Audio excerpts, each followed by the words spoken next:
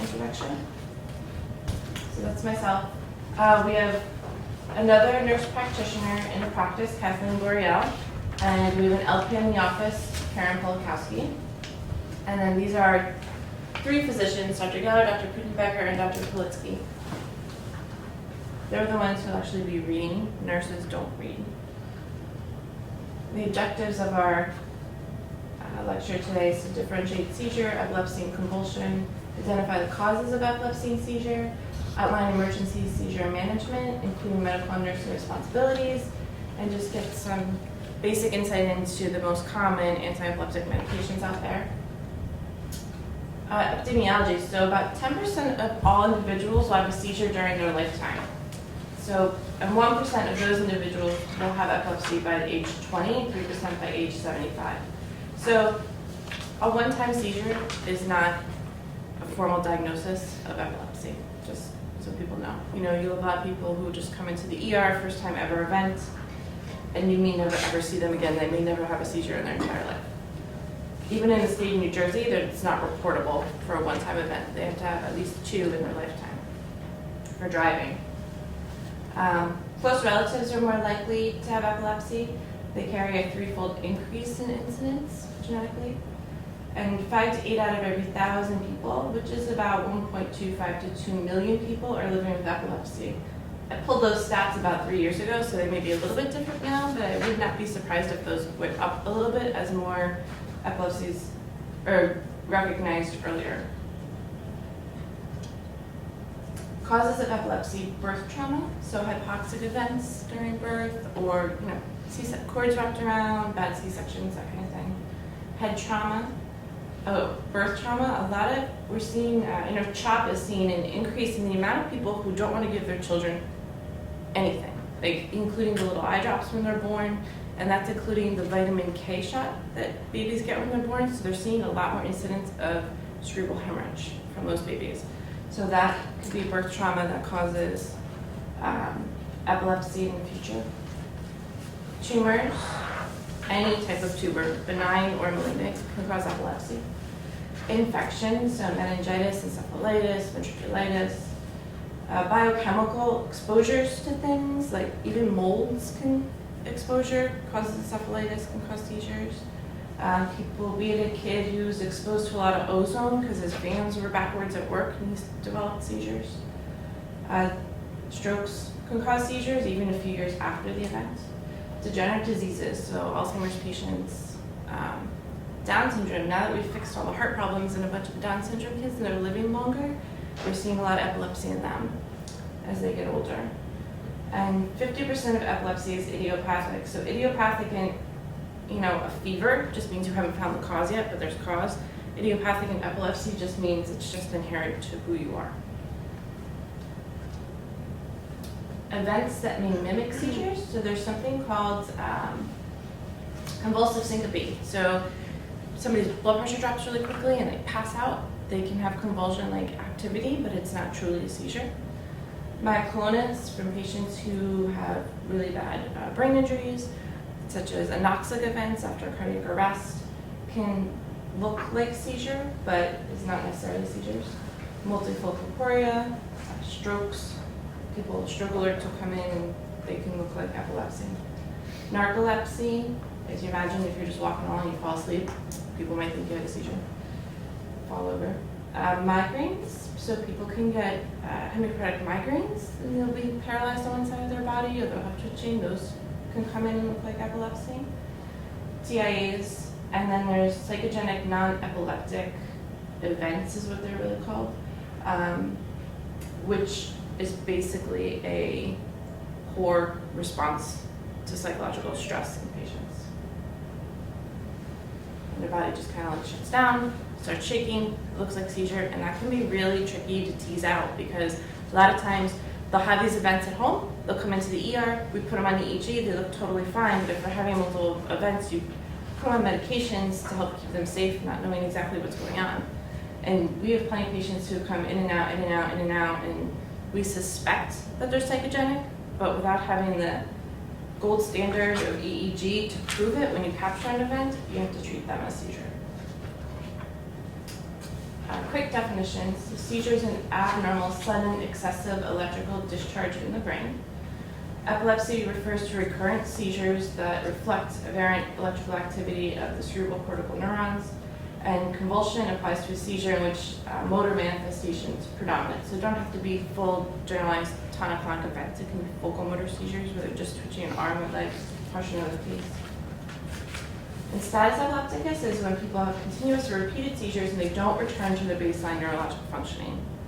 These definitions are subject to change as the epilepsy organizations in the world, they quite frequently, every few years, go through and change the definitions of status epilepticus, different types of epilepsy. So if you see this lecture from me a year or two from now, I could give you a whole definition. A single seizure, like I talked about, does not warrant enough information for a diagnosis of epilepsy. And so what do? So when we see patients either as new consultations in the hospital or new consultations in the office, how we make a medical diagnosis of epilepsy is just like anything else, get a really good history on them. So you want to know their epilepsy risk factors, so any of the ones that I listed earlier: brain trauma, brain infection, family history, concussions. Now that concussions are recognized more readily, a lot more people are saying, yeah, when I was in high school I had 3 concussions, and so that helps us even if we're seeing them 10 years later. A physical exam, checking cranial nerves, memory, gait, all of that. Lab testing, tox screens, electrolyte abnormalities can cause seizures, so typically if you can correct those electrolytes, then you prevent any type of seizures. And we do video EEG, which is what is coming to children. So we connect them to that monitor over there with all these little wires. I don't do it, the EEG technicians do it, I can't do it. And then we watch them on a video while capturing their EEG data, trying to correlate the clinical events with what's going on with the electrical activity in their brain. Oh, I got a little ahead of myself.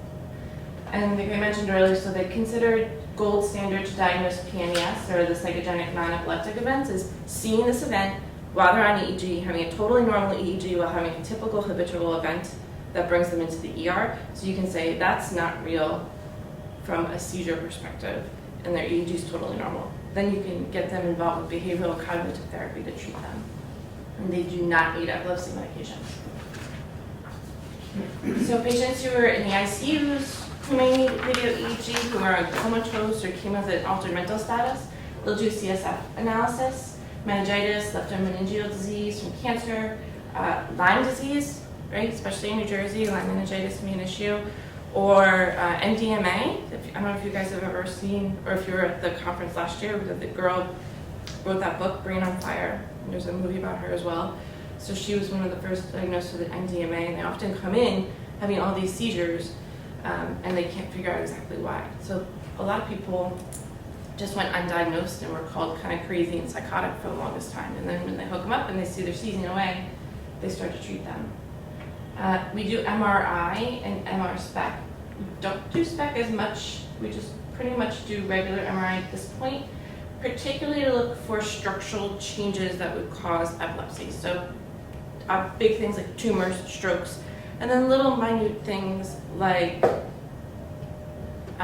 mesotemporal sclerosis. So look at the hippocampal structures bilaterally to look for scarring and atrophy, which is a hot spot for seizures. People who have infantile or febrile seizures when they're little are at higher risk for having mesotemporal sclerosis. And there are multiple classifications of seizures. So there's partial or focal seizures, primary, generalized, and then the unclassified amount. So you could have somebody who just has so many seizures and such an abnormal EEG that we may say they have some focal aspects, but may have generalized epilepsy. And those are typically patients that have been delayed since birth and have really long developmental history of being delayed in seizures since infants. Partial seizures are common in patients with a structural brain lesion. So tumors, stroke, whatever, AVMs, cavernous malformations, aneurysms, those are typical partial seizures. But people who have idiopathic, focal epilepsy can also have partial seizures. So you can see why MRI is really important, because you need to figure out what you're dealing with and how to fix the problem. And you can see video is really important because you need to see exactly where in the areas of the brain all this is coming from. Somebody could have a meningioma on the right, but if their seizures are coming from the left, it's not the meningioma causing seizures. But you don't know that unless you have EEG testing. So a simple partial seizure, they can have consciousness preserved. They have motor, sensory, autonomic, and or psychic symptoms. Not sure. I think my word got cut off there. So they may talk to you, but have facial twitching, be aware of what you're saying, even be able to respond, or their arms can be shaking. That's a partial seizure. And in 1 in 3 of those cases, they may not have any EEG changes. But you have to understand the EEG, in order to read that electrical activity, has to come from the brain, get through the dura, get through the skull, and then get through the scalp in order to be able to pick it up. So if they're having little tiny seizures that may not have a huge electrical burst with them, the EEG may not pick it up. So sometimes you just have to treat those patients clinically. Complex partial seizures are those who have impaired consciousness. They have clearly defined EEG changes.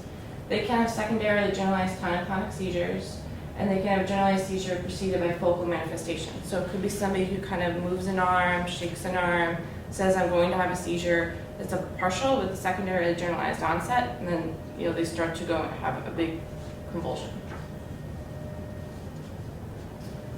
Absence seizures typically found in generalized seizures. So generalized meaning it is inherent to who they are. It's idiopathic for them. You don't get generalized seizures typically from a brain trauma or a tumor.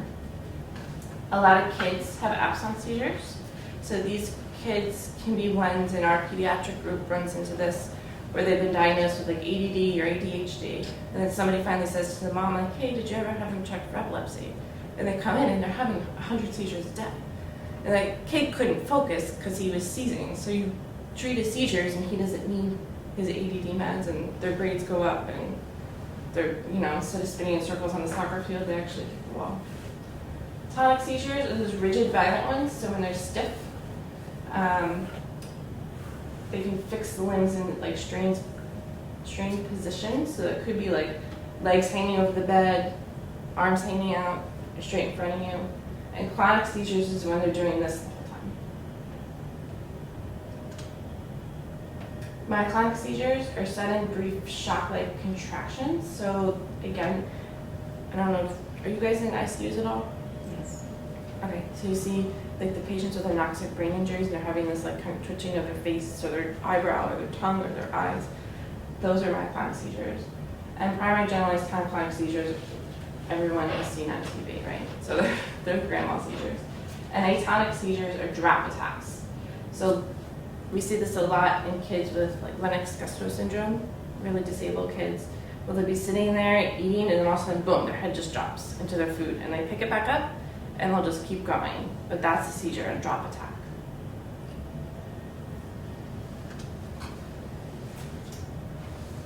So like I said, single seizures aren't considered epilepsy. These are all the things we want to look for. So if they come into the ER, they had one event, first time ever, you want to look for electrolyte disturbances. So hyponatremia will cause seizures, hyper or hypocalcemia, and magnesium as well. Drugs, so withdrawal or overdose of heroin, cocaine, crack, any of those things.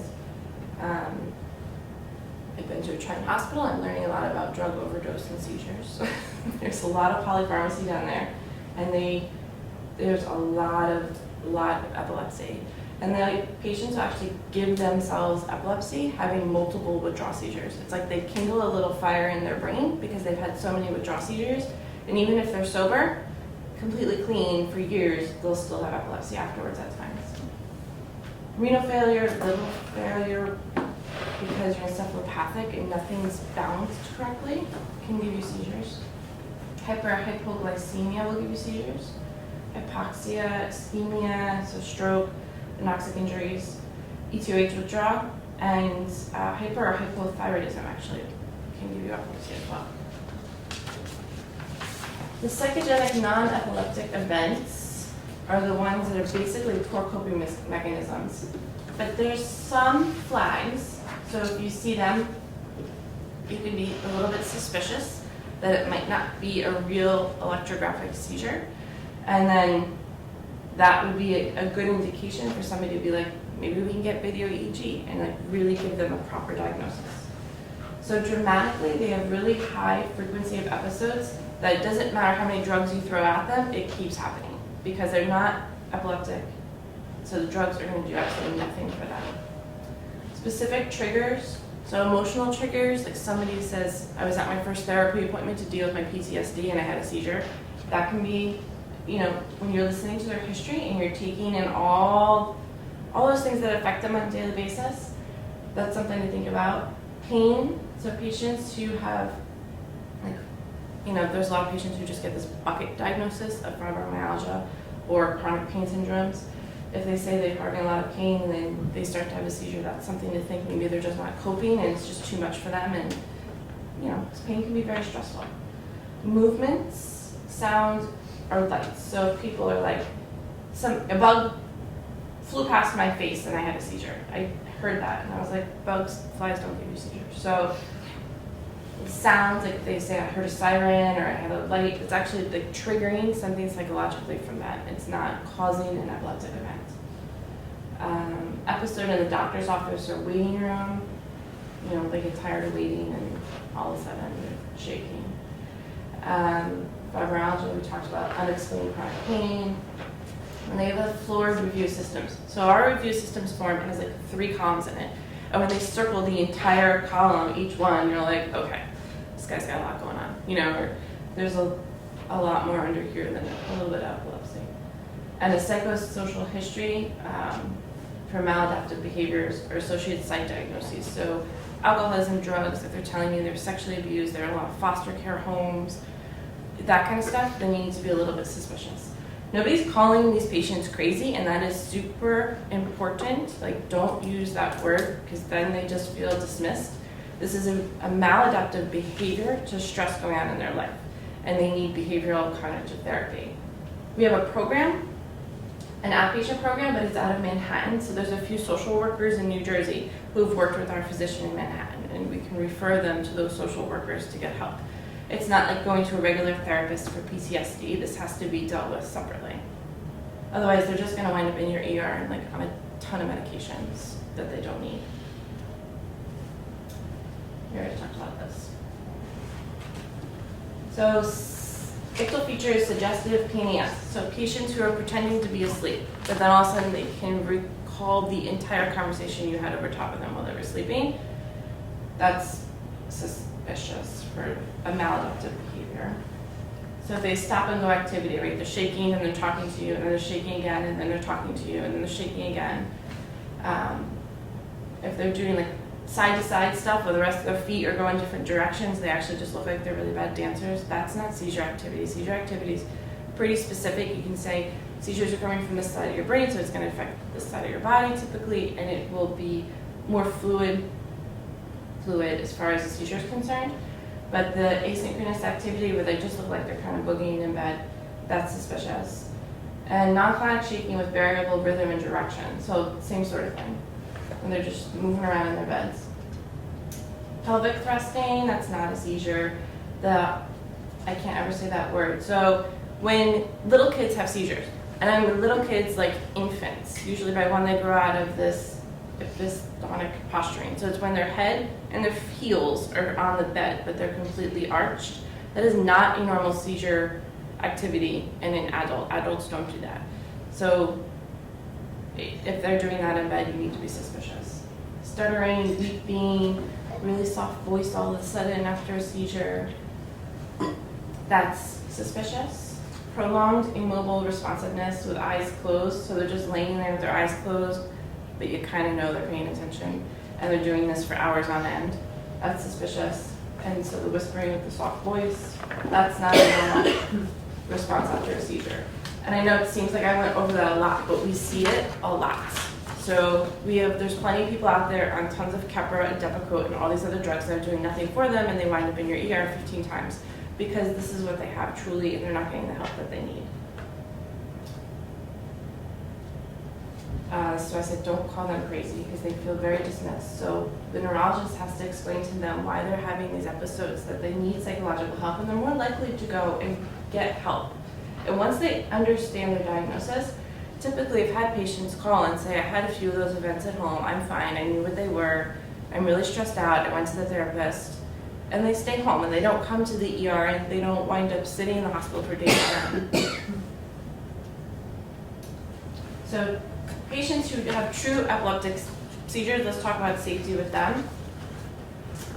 Stuff you all know, maintaining airway, preventing aspiration, so suction machine at the bedside. Try to get their head up if you can. If they're standing, try to get them to the bed. If you can't get them onto the bed, at least get them down to the floor, because their biggest risk is going to fall and hit their head on God knows what. If they're in the bathroom, it could be a door jam or something, and they're going to wind up with a brain injury. Any type of clothing, hospital gowns aren't particularly restrictive, but should they be in their regular clothes or somebody with a tie, anything around their neck, try to make sure that's not tight. Protect their extremities from injury. I'd rather have somebody break a leg or break an arm than knock their head and get a big subdural. So head is your first priority, but you try to just provide safety overall. Stay with them throughout the whole episode. Don't leave them. Use the call bell or call for help, or you guys have, I don't know, do they have phones here still? Do you have this little something? Yeah, the little Sarah's. And provide privacy, so you don't want 15,000 people standing around the bed or the roommates staring at them. You're going to monitor your vital signs and neurostatus, so you're going to ask them to, call their names, see if they can open their eyes, check their orientation, observe for aura. So sometimes you'll see maybe they're staring and then their events start, or sometimes the patient will say, I'm feeling some tingling, and then their event starts. It's important to know the auras.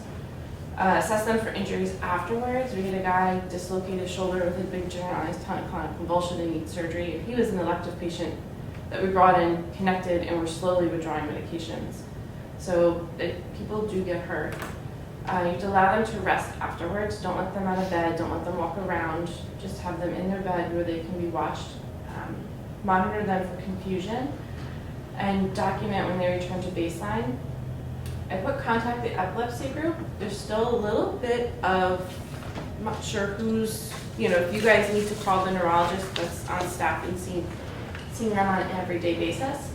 So if you have questions, right now I'd say call them, and then that neurologist can contact our neurologist directly if they need more information. Sorry, I have a little cough.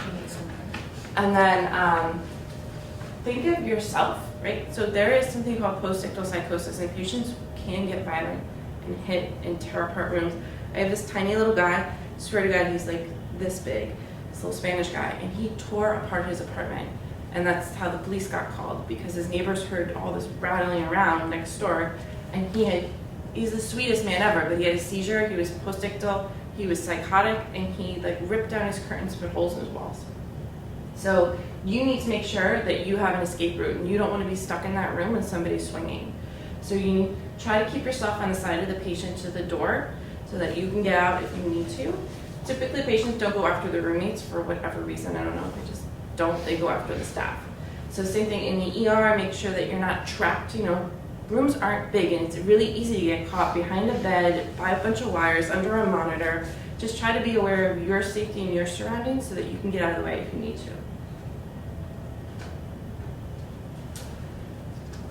I'm just going to go over some of the medications. There are a lot of epilepsy medications out there. Some of them are old, some of them are new, but I just picked the ones that we've been using a lot of and the ones that you're probably going to see and use here. So the goal of therapy is to initiate it when they're at increased risk for recurring seizures. So somebody has a one-time event, chances are we're not putting them on anti-epileptic medications for a one-time event. Particularly if we can find a reason, like their electrolytes are off or they had a stroke. Then we try to just fix the problem to prevent further seizures. The goal is to eliminate seizures with minimal side effects. Every medication has side effects, right? Even aspirin, Tylenol.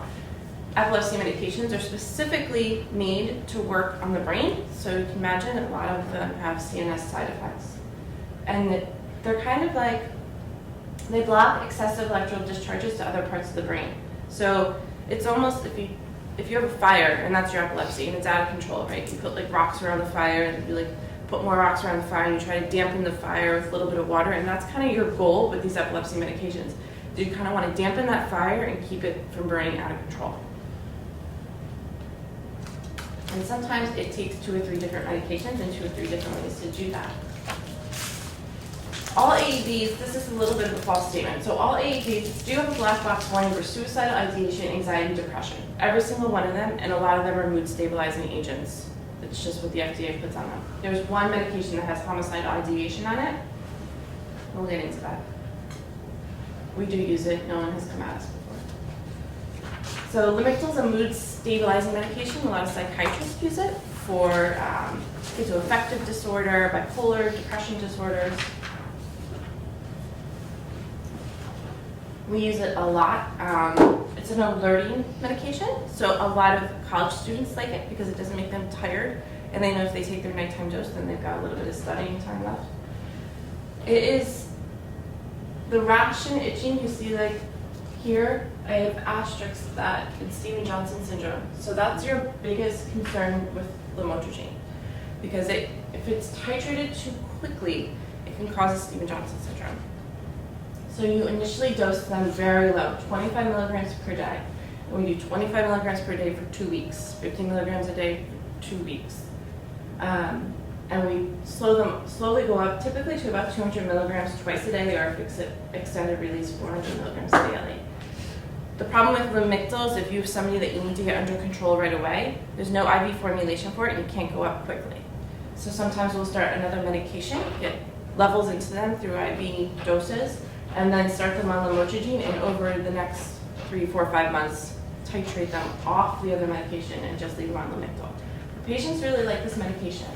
The highest, so they list all these side effects. Every epilepsy medication will say nausea, vomiting, diarrhea, liver toxicity, not liver toxicity, but Lamictal is liver toxicity, dizziness, insomnia, headache, right? They all act on CNS structure. So they're all gonna have dizziness, insomnia, headache, every single one. The biggest problems I've seen anecdotally are dizziness and a little bit of blurry vision. Typically, if you go down on a dose to what they were tolerating previously, it all goes away and they do great. Vimpat, do you guys use Vimpat here at IV? So I like Vimpat because it is IV and then you just a 1-to-1 titration, just swap it to pills. So you start around 50 milligrams initially, go up to 400 milligrams daily, you divide it into 2 times a day dosing. It is not extended release and only has about a 12-hour half-life. Same headaches, dizziness, double vision, nausea. What I've seen is people complain of being tired and blurry vision with Vimpat. Those seem to, and some GI distress.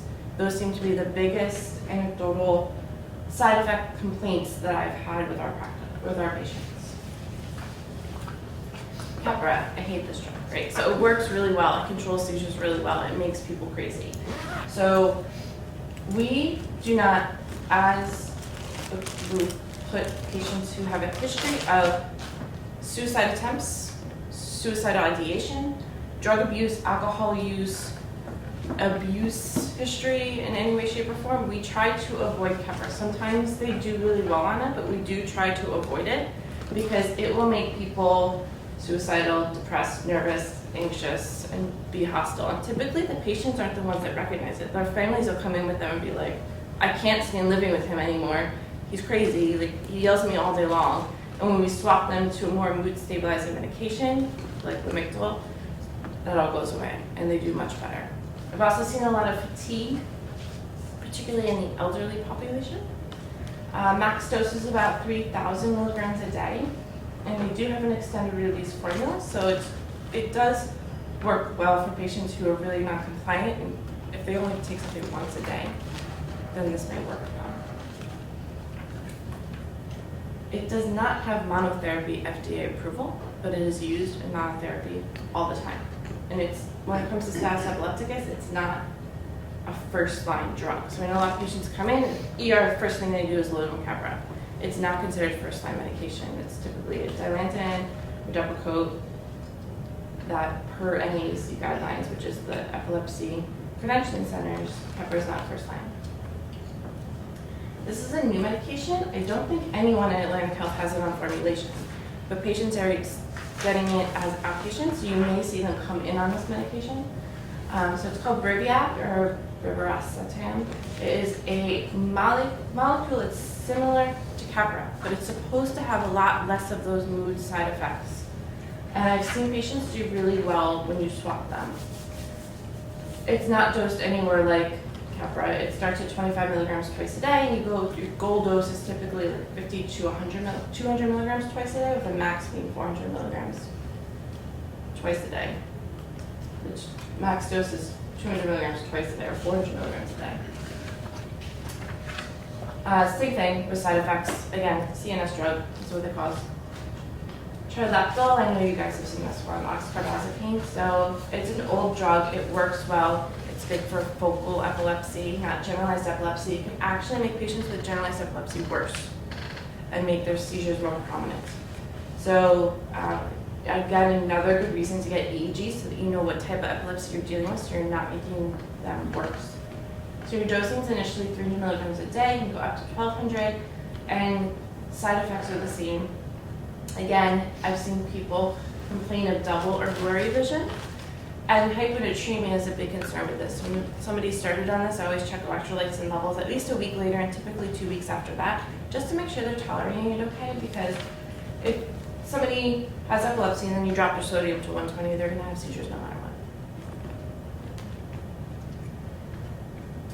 Altium, so it's in the same class of medications as our trileptal. It's supposed to have less risk of hyponatremia. It is metabolized through the liver, so you do have to watch LFTs occasionally. And we go up to about 1,200 milligrams a day. Typically, I think you can go up to 1,800 milligrams, but typically at 1,200 milligrams, it's a therapeutic dose, and if you're not seeing results from that, there's no point in going higher. It's recommended to be taken at bedtime, because with that 4-hour peak, sometimes they'll have dizziness, blurry vision, headache, and if they can sleep through it, when they wake up in the morning, they don't feel it at all.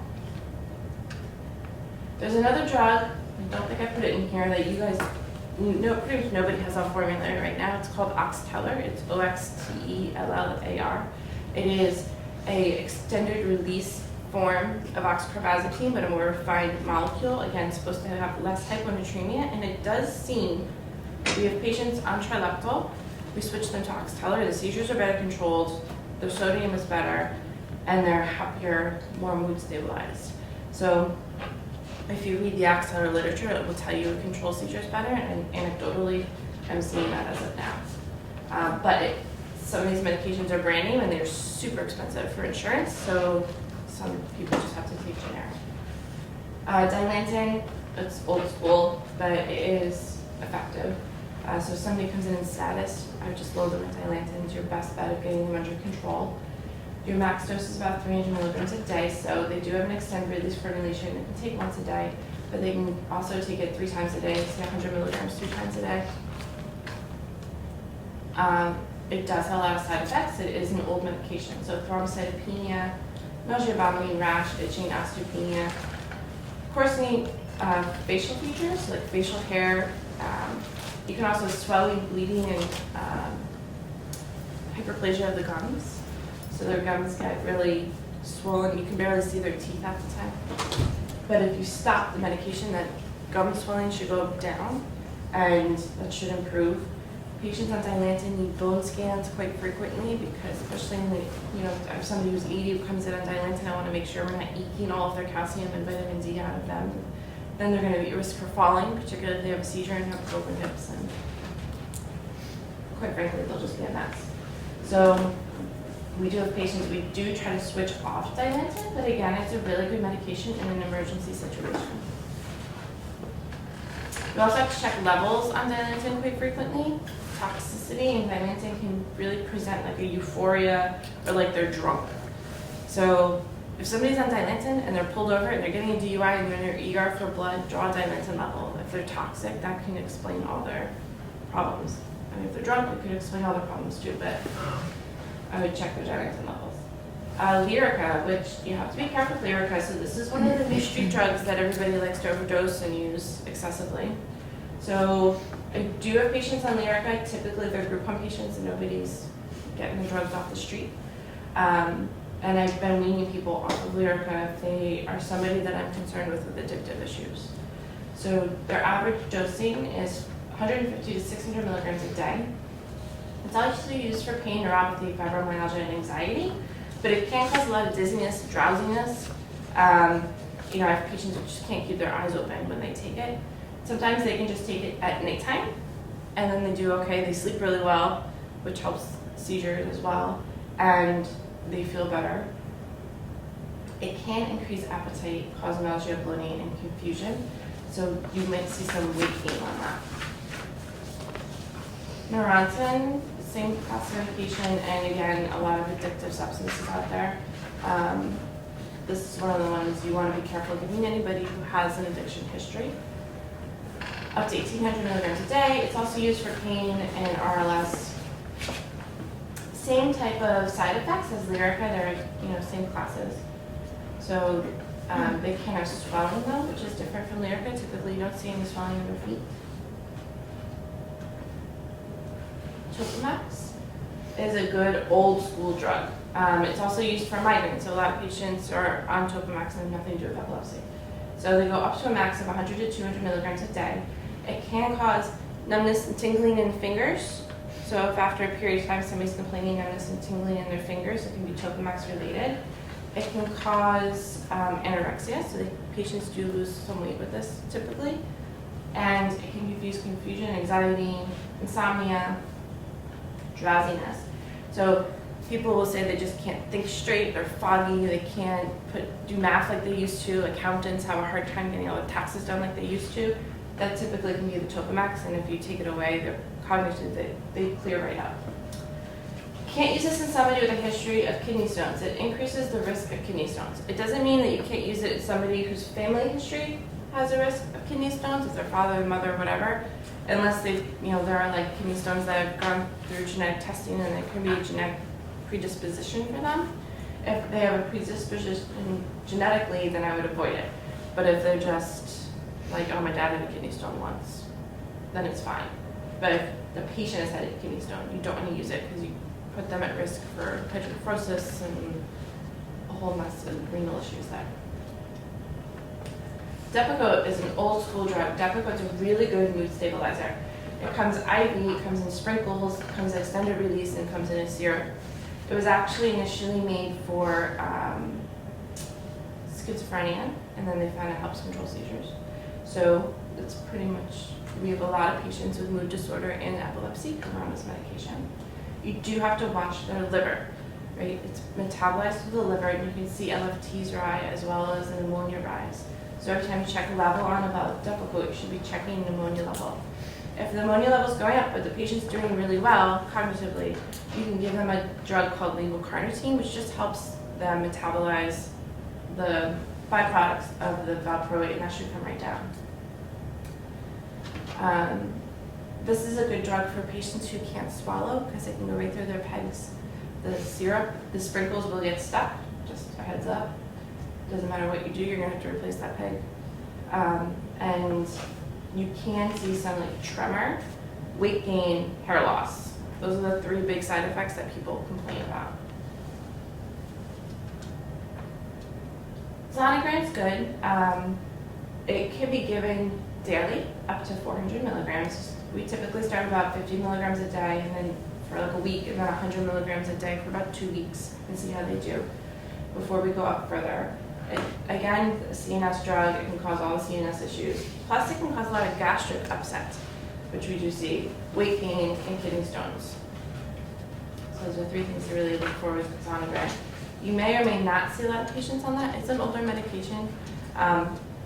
Most hospitals carry it, but it's not something that people think about a lot, like to initiate in a hospital.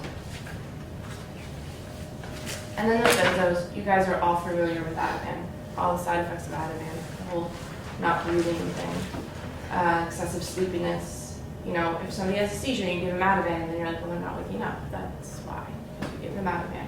It's difficult to monitor them for their orientation if you've given them drugs that knock them out. So we typically just give Ativan for GTC lasting 3 or more minutes, or 3 seizures in 1 hour, even if they're just focal motor seizures, because you need to break that cluster and just cool that hot spot down, so to speak. Fycompa is a new medication. It's not on formulary anywhere. This is the one that has the black box warning for homicidal ideation. And when they broke down the FDA's requirement for that, they given this medication, which is known to cause things like suicidal ideation, irritation, irritability, anxiety, and they gave it to 6 patients who already had a history of psychosis. And so they got even a little bit crazier, and they actually went like around attacking people. These 6 patients had assaulted people. So that's why the FDA made them put on the homicidal ideation warning.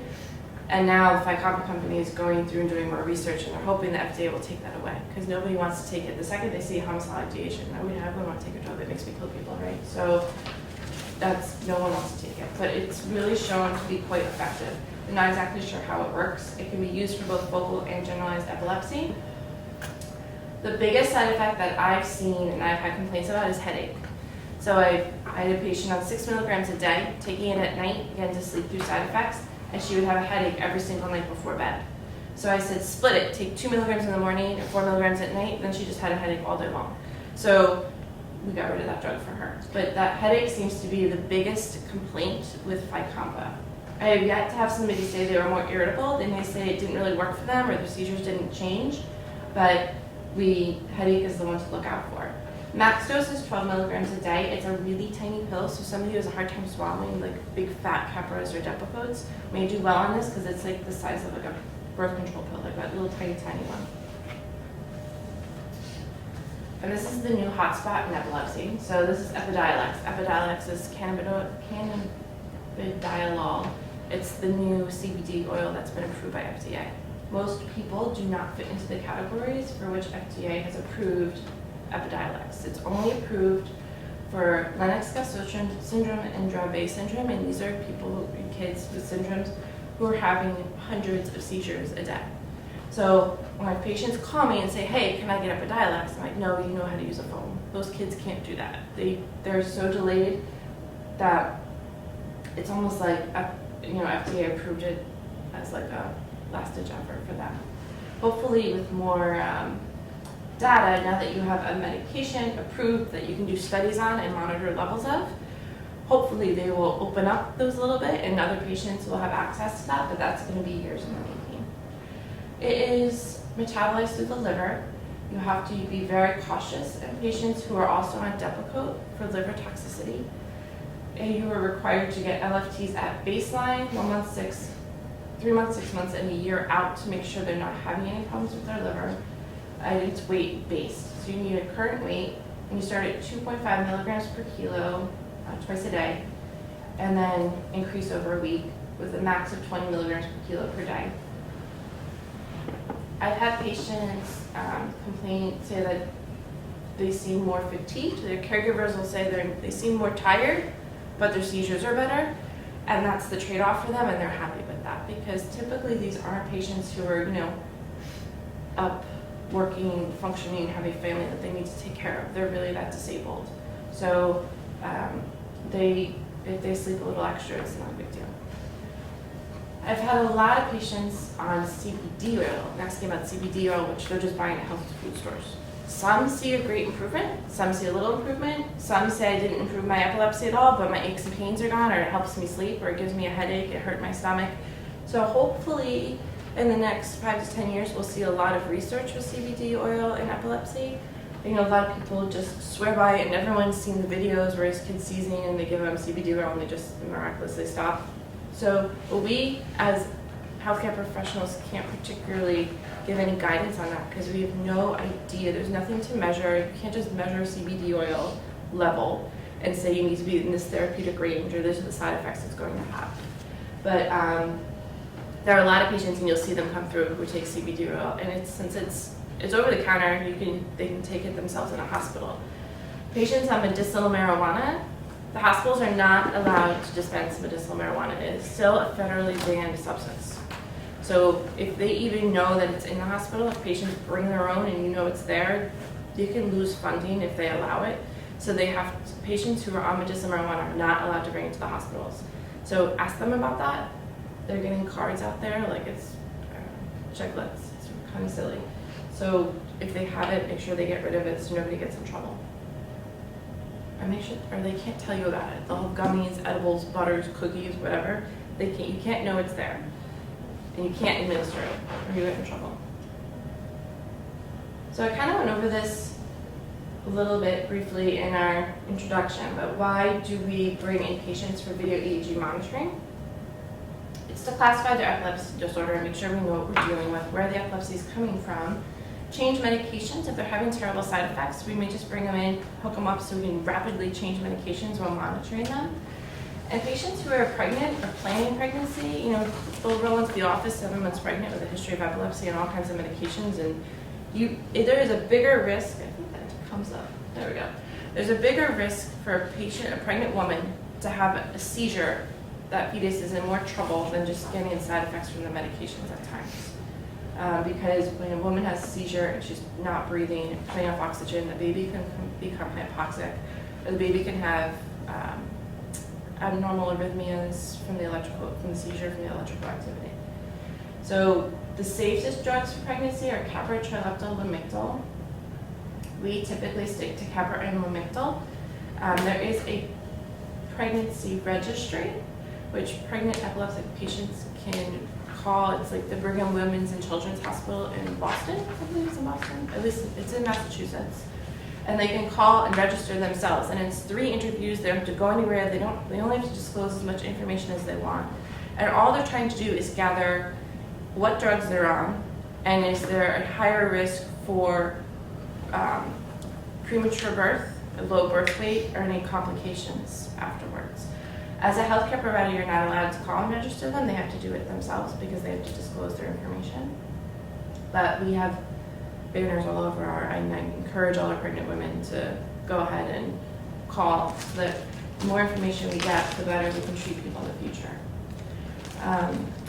The medications change as to what will cross the placental barrier and what will cross into breastfeeding. So sometimes we have to swap their medications. And typically the reason you figure that out is because a baby's too lethargic. So say mom's on Keppra and the baby's too sleepy and they're not gaining weight because they're not eating well. We'll tell them you don't have to stop breastfeeding, but maybe dilute that with formula, just give them a little bit of breast milk and more formula, or alternate feedings with formulas. They're not getting that much of a drug. And we try to come down on the mom's medication to see if she can tolerate a lower dose. Sometimes we have to go up typically in the 3rd trimester with metabolism and their weight gain. So typically we can come back down to pre-pregnancy doses within a month or 2 of delivery. We use Diamox for catamenial seizures. So women specifically, we have all these fun things. So with menstruation, the hormones are coming up and down through those 2 to 3 week intervals. It can trigger seizures. Diamox used during just that time frame of, if they're keeping a log and they have seizures the week before or the week during or the week after, we just give them Diamox for that time frame, and typically that helps. Or we just tell them you need to go up on your drugs for those 2 weeks and then you come back down to normal doses.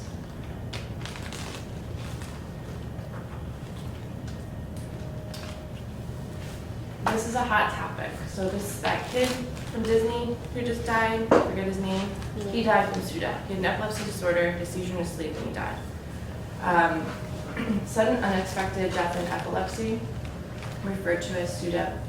So it's sudden, unexpected, witnessed or unwitnessed, non-traumatic, non-drowning death in patients with epilepsy with or without evidence of seizure, excluding documented status. It goes in this, it's kind of complicated, but basically these patients are found up prone in their bed or on the floor, and the conclusion is that they've had an unexpected convulsion and that they've flipped over and that there's some type of pulmonary involvement and restriction, and that's why they die. There's a lot of research going into this because nobody exactly understands the whole process behind it. There's a lot of papers being published. So hopefully, the more we educate patients to take their medications so they don't have breakthrough seizures, or to call us if they're having side effects, or come to an ER if it's just intolerable, not just stop their medications, because that puts them at higher risk of dying from these.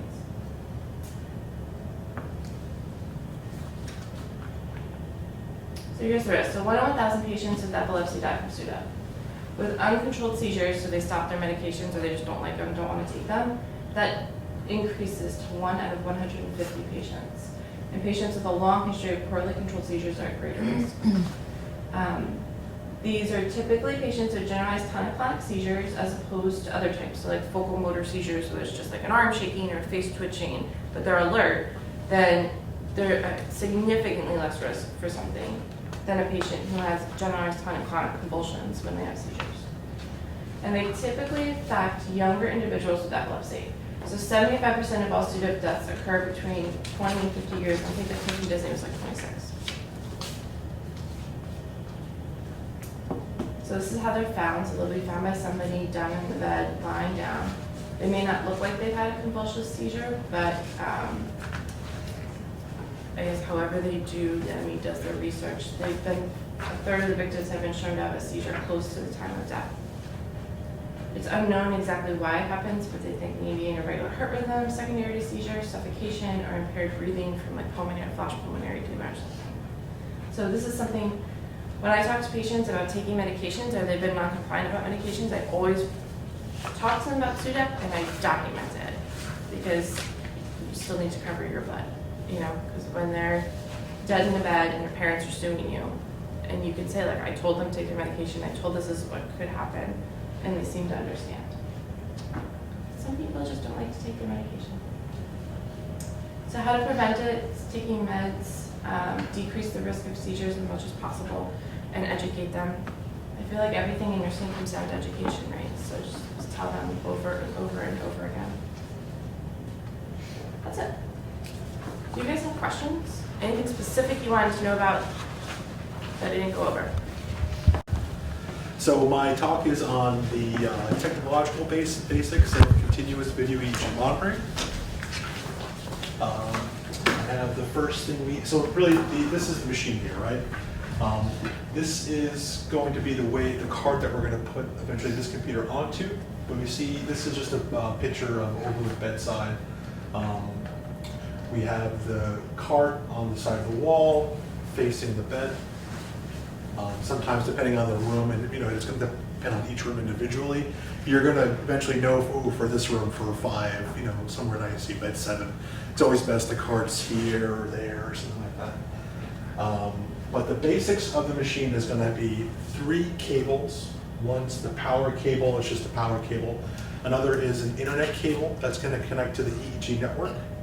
And the last one, the most important one, is the patient-grade cable. This connects to what we call the breakout box.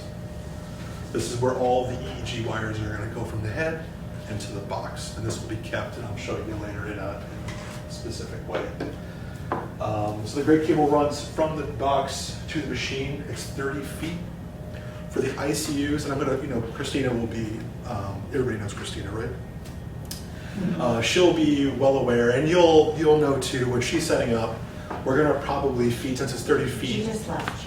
the cable around the room for the ICUs where the patient's not really as mobile. So that way it's just completely out of the way. We'll probably even go behind the sofa. I know there's like this sofa will probably be going behind there. So that way there's no tripping. Now for, you know, if the patient is more mobile and they're getting out to use the restroom, as well as on 5 West, we will probably set up with a way for a floor wire cover. It's just an orange cable cover that just sort of just peel and throw away when we're done. That's just to avoid anybody tripping as they're passing by either bed 1 to bed 2 or just going back from both sides. So again, the network cable, which is just a normal internet plug, the power cable, and then the gray cable.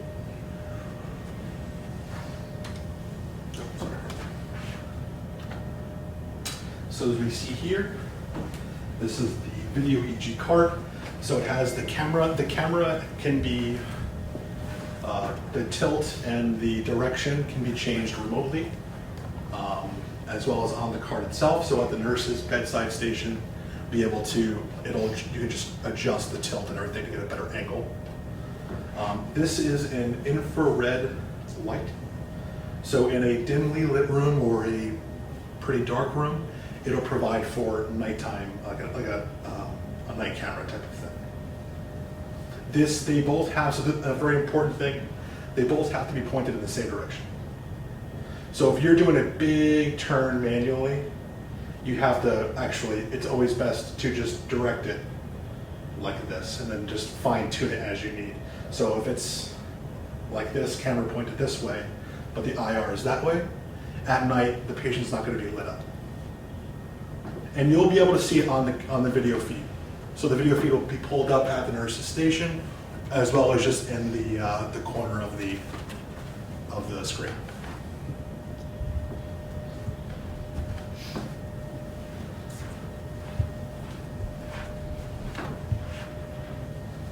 This is the breakout box. There's different looks to it, but essentially this one's a little bit easier because it has the full layout of the head here. But it could also be like that depending on the machine. So again, it's 30 feet. It can be disconnected if the patient needs to leave the room for any procedure or any other testing. Everything the patient carries should remain on the bed. On the bed. So and we'll go over later what that means. But basically, where is the box kept, and how does it look attached to the patient? So we have the breakout box here with the gray cable attached to it. It's going to sit into a black Natus pouch. It has a strap over it that can be slung around the shoulder. And then the wires, which I have an example here, will feed out. The whole thing will be covered by a long white stocking net, which will run all the way up to the patient's head. This is just an example of the length of the leads. The ones that we'll be using will probably be a little bit longer, like that. So it'll be this sort of Rapunzel-like stocking from the top of the top of the head down to the box. We can even pass these around as a hit. So these are actually reusable cold cup electrodes. These will not be the ones that Christina will be using for the LTM monitoring. She does that for her spot EEGs. So those, the ones we'll be using are disposable, single use per patient. And I'll go over that.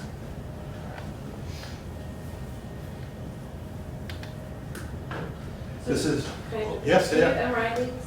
Yeah, we'll talk, we'll talk about that. Just because I'm going to get that call. Yes, yeah. This is the basic layout. I'm not going to go too much into the EEG nomenclature for all the channels and everything. But basically, you'll see as it's displayed here, the EEG is shown much like a 12-channel EKG. It's always referential to this electrode to that electrode. EEG is very similar. The typical way is just in rows. Well, you'll see it in the top section here. It's just the left-sided row. Basically, the big thing for you to know is a derivation ending in an odd number is left, and the channel in a even number is right side.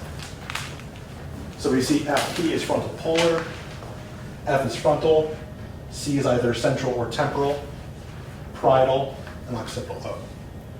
So O1 is just left occipital. And that's just the measuring for Christina, how we know where to place the electrodes. The application of the electrode, since this is long-term monitoring, it'll be multiple days. We need to ensure that the electrodes stay on, even while, even though the patient may not be moving, you will be moving the patient, throughout the day. So we're going to be using a glue to keep the electrodes down. The electrode is, sit in between the hair onto the scalp. A gauze pad is covering it, and then the gauze is what's glued down. But the glue is has an odor to it. It's called collodion, that's the name of the glue. So there will be 21, near 21, 19 to 21 white gauze on the head, which then may get wrapped, depending on the finish. So the EEG electrode types, so for the whole long-term monitor, there will be two types. The base will be what we call CT compatible. These are our basic disposable electrodes, single use. They're low profile, So as with those wires, wherever they may be, those are gold plated. But the ones that are disposable are mainly plastic with a silver chloride plating, but it's very low profile. So on a CT, these electrodes would show up, the whole length would show up depending on how it's bundled. So if it's just bundled greatly in the back, you might see that sort of seep through some of the images. For CT. For CT, if you were to use the regular, but for the CT compatible, since it's so low profile, it will not show. The only thing is if you were to actually go to the skin where it is on this, like that slice, you'll probably see it. But there will be no confusion for a vessel. If you were to use this, it can be confusing. Then there's also MRI conditional electrodes. And I think that we'll have a picture later. So these are also CT compatible, but they're also FDA cleared to be used under MRI under certain specific conditions for the MRI recording. This is an example of the CT. And then these are the MRI conditions. So these will have a connecting bridge from the electrode end to the tail end, which can plug into here. So when a patient goes for an MRI, these can easily just be unplugged, kept in the wrap that it is, and the patient just go for MRI. It's a very tiny lead length. There's no worry about it heating up because of it coiling, which was the main concern. They're all numbered individually too. So upon return, it's just 7 to 7, 6 to 6, so forth. And it just goes more to that. The very important in Epic, Christina, or we have a pretty check to Shariah. They will be, if the patient is recorded with MRI conditionals, that needs to be stated not only for you, but also for radiology. So, if there's any, you're gonna get used to it. You're gonna know, you're gonna look at the top of the head and you're gonna see, oh, there's this bundle here. I know that those are MRI. But the more formal way is to, as a procedure note, this used to be a sticker which we would keep on the chart, but since charts really aren't a thing that much anymore, we decided to just copy it in as an Epic template. So look into procedures, you'll see Christina's name there, and that'll say whether or not the patient's underneath compatible electrodes. Conditional.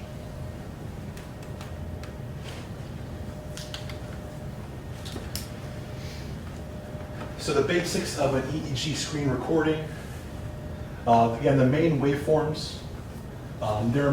Here's a video, but there may or may not be EEG trending on the screen, depending on what's been requested for that.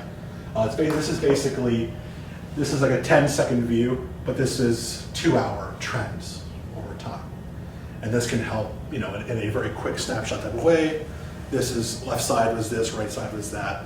There's a seizure detection that's used in conjunction with just reviewing just the raw continuous data. But this might help, oh, hey, let's go to this point in time. You click on there and the physician will jump right to the time that you may be concerned about.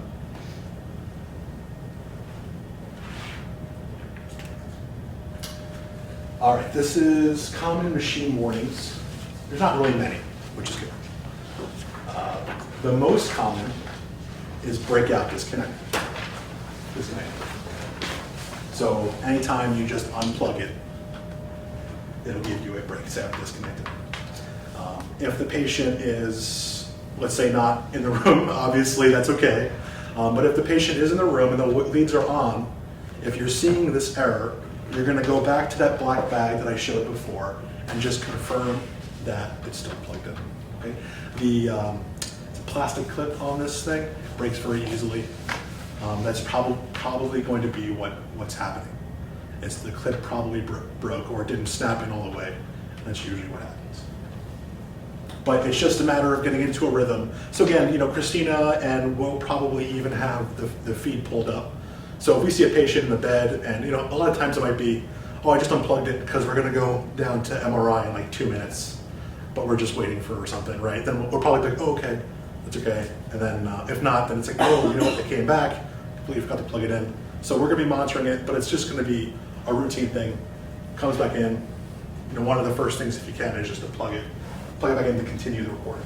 So do you want us to call if we're disconnecting? So so for MRI, I'm gonna say until, you know, I guess that's gonna be a discussion of, you know, I would say at Overlook and ICU, all the nurses are very comfortable, especially with those MRI electrodes, unplugging them. But obviously always call Christina if there's any confusion. But again, like I said, she might see somebody's unplugged, call up, and you're just gonna tell us, oh, we're gonna go to MRI in 2 minutes. If not, maybe she'll even stop by, you know.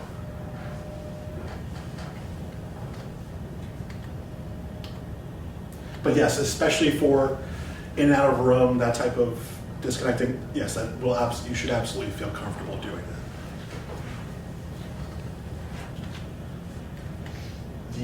What may happen is, let's say, now this is just not recording. You just literally stop the recording, and it'll give a not recording. So if the patient is going to OR, and or some procedure where we actually need to remove the electrodes, we will just stop the recording. Whereas everything is back onto the machine. There's no reason to just have flat lines just like this, so we'll just stop the recording. You'll see that error, no, not recording, patient's not even connected, so this is fine. Versus if they're in the room, the wires are connected, why is it not recording? Then you call Christina. And then lastly, this one doesn't come really that much, but you might see head box disconnected. Just the power was turned off in the back here. That please just call Christina. It's an easy fix, but and it likely won't happen unless somebody's back here. But again, it'll say head box disconnected.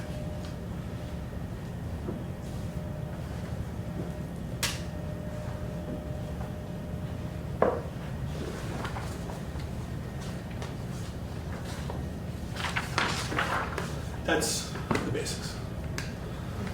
Any questions? So for the night crew, are we expected to do the same call? Because I won't even hear. I don't know. Correct. Christina would not be here at night. So I think, you know, if we're definitely going to want to have the night staff educated, of course, we'll have some type of call and a number to call. Either just be over the phone type of thing, or if it is for a reason for somebody to come in, absolutely, yes. But we definitely are going to want to push for, especially the night, or even the late afternoon staff, everybody to have, be educated. But really, again, the main thing is the, just unplugging this. And then the MRI conditionals is where it's a little bit more, you know, there's 20 wires there that are a bundle. It can be confusing. So that, you know, at first it's going to be a lot to sort of get used to, but over time at Overlook and even at Morristown, well, all the staff is pretty comfortable. Did we decide who the nurses are calling at night? Yeah, so initially it'll be Christina, but we're trying to set up a command center right Oh, now, okay. so that we will handle most of the monitoring. And with that command center, we're going to have a transition of on-call techs. Okay. So it will only be Christina, because she can't do 24 hours a day, 7 days a week. I mean, it's Okay. impossible. Okay. Right. Yeah. So there will be No way. an EEG on-call line. Whoever's on the other end might change, but they'll be there to help you. Absolutely. And we'll give you all that information. Okay, thank you. Right, like would you, for that one, can we take a look at the equipment? Can we all come up? Yeah, please come on. Okay, see? Absolutely. So this one is going to be swapped this week. So this will be the live machine here. I think it'll be good for them to plug in Yeah. and. And as the nurse, we're not really supposed to touch that computer, right? We're just letting them know. So you will likely be given a login, a very generic nursing login. That will only be literally like just to confirm that like the window is up in Windows. Okay. Like it's not minimized or something silly like that. But as far as any other controls or anything, no. And again, from the tech room itself, like that can be controlled there. So like we just have to write down and put it in Epic, like, patient went to MRI at this specific time, took leave off at this specific time, like, there's something we can mark in that. Oh, correct. No, you won't be documenting on the machine itself.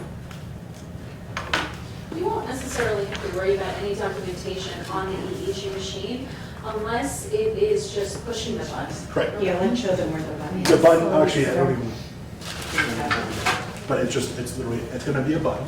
Okay. That's gonna be hanging off the monitor itself. Okay. We will also give, depending on the patient, if they are themselves able to press it, like, you know, if they are describing anything that they think is a seizure, we encourage them to press it as well. So that black bag would also have a button attached to it. So there would be 2 buttons. One for you, so to say, and then one for the patient. And the one thing that I don't believe was Yeah, actually and it's like a phone cable, it's like a addressed, piece. but should really be addressed, is if that patient is having a seizure, just to ensure that no one's Yeah, blocking the camera. I think that's a good idea. Because the Yeah. physicians utilize that video Right. Yes, yeah. pretty And we regularly order them to by 10, so ensure we can- that whether or not there's automatisms, whether or not there's any movement. Exactly. So correct, that's yes. really the key. But even, like, And I whatever, I've seen know it too, when where, everyone's like, running into overnight, the room, someone just that's tapes the it, priority, just to tapes take it, care you of know, the all that. patient. Oh, you gotta do what you gotta do, But just to be having cognizant the that if the cameras. patient has a Yes, blanket on, well, that's to what maybe it takes, pull so the people blanket think it's off on. so you can But see if yes, there's having any extras stretching of would the be- legs, hands, arms, whatever, and just try not to block the camera. Oh, That's yes, essentially it. yes. Oh yeah, none of us said that. Yes, I thought Yeah, about it when you, that's I thought about it when you I'm were like, okay, saying maybe it. I was typing and I didn't Right. hear it, but I'm like, that's number So, one. I would, you know, I'm talking to Christina, we're gonna try to keep the cart on the opposite side of the door coming in. Right, I think the way they have set it up though, because it does depend on where the network is for cable for the EEGs in each room.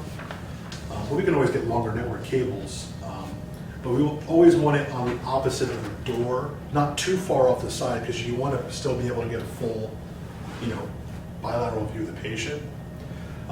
So that if you are coming in to the room, the camera's on the other side, so you're not just sitting there blocking the patient the whole time as you're tending to a seizure.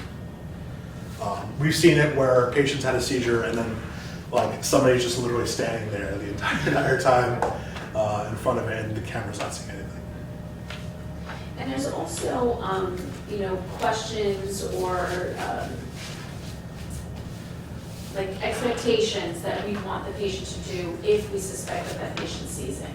So on those laminated sheets, did you bring those laminated? Oh, yes, sheets yeah, back? yes, I did. Yes, in fact. So the, that's a good point, Terry. So when we are, let me just first bring up the transport.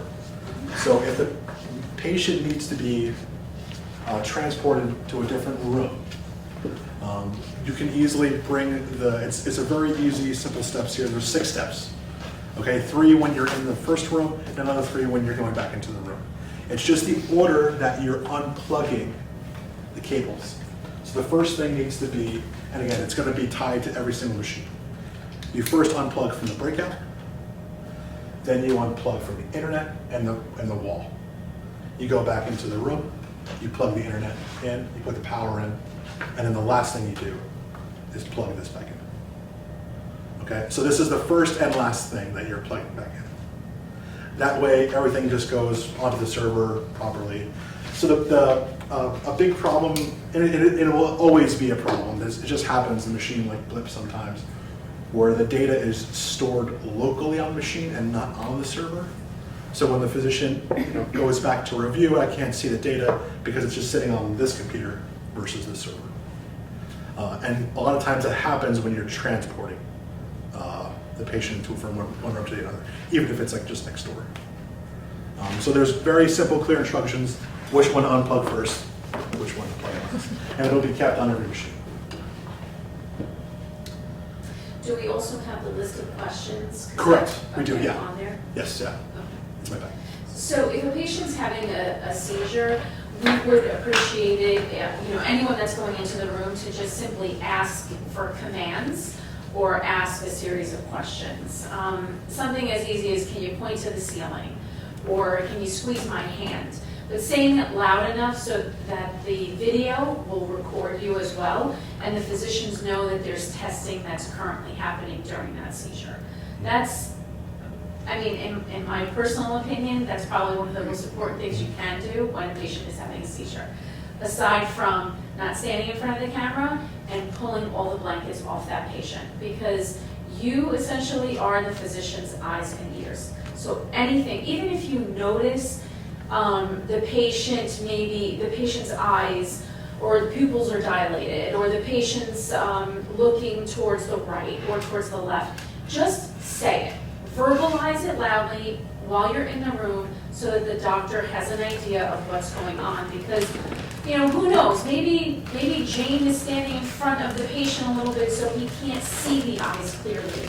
So just verbalizing everything really could make a difference. Yeah, I mean, you guys will have All laminated tubes. Yep, laminated Yeah. sheets. And a big thing too, like Erin was saying, for sensory auras, there's no clinical change to the patient that we can tell, but it's a sensory aura. We not only do we want them to press the button, but we also want to say it and say it out loud. I feel like this or that. That way it confirms. A lot of times it's hard to tell whether or not a press of the button was purposeful or not. You just roll over and the bag hits the bed and it's an accidental press versus a very declaring I'm pressing it for a reason. So we do give them diaries. Correct. Sometimes people are very good with documenting on the diary, and some people not so good. So if you know the reason behind pressing it, it'd be great to just remind them to write it on the diary. But Right. we're hopeful Right. that people will press it for a reason, especially if it's part of their history. So if you're speaking to the patient and you know that this is the reason why, they get tingling in their right arm, every once in a while, that's their aura, make sure they press the button for that. Any questions? Thank you.